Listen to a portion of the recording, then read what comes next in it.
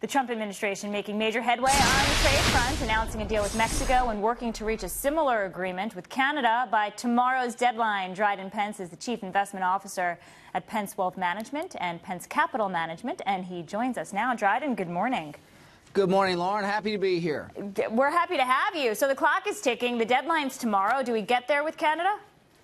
I think we absolutely do. The bottom line is that Canadian exports to the United States are 20% of their GDP, where U.S. exports to Canada are only 1.7 of ours.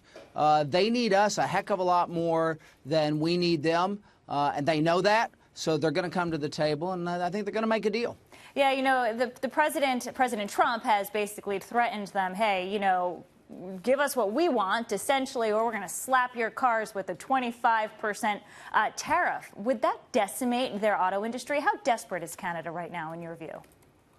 Well, their auto exports is the largest really part of their economy in terms of what they trade overseas. So the fact of the matter is, by putting a big tariff on their exports, it would really affect them quite negatively. So they really don't have a lot of choice but to make a deal. There's cars, Dryden, and then there's cows. What's the latest with the negotiations in terms of dairy? Well, I think this is kind of a cars versus cows thing. They export a lot of cars to us.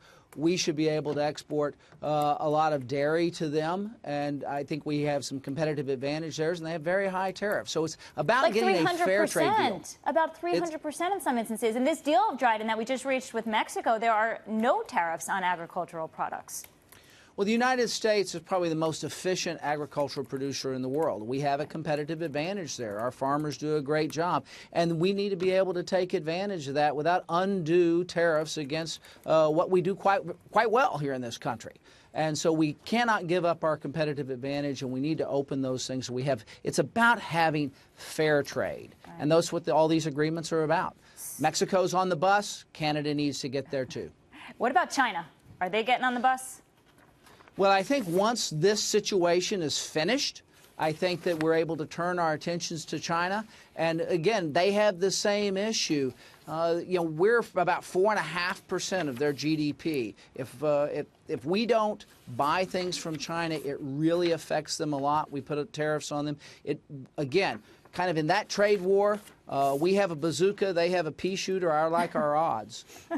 I like our odds as well. Speaking of odds, what are the odds that Congress approves everything that the president is negotiating with Mexico and eventually with Canada?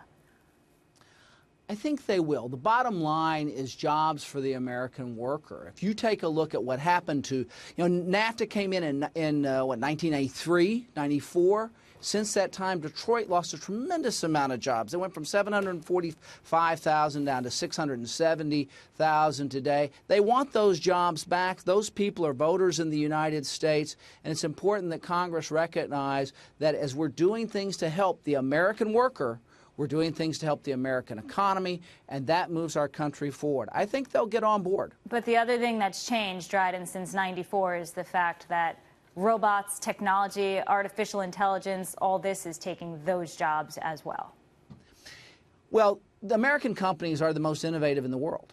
And what's important is as we use more technology, it also does help wage structure across the board because we're able to use technology to kind of replace some of the lower wage jobs, and the people that run the robots make a lot more money than those who are actually just moving things around. Well said. Dryden Pence, thank you very much.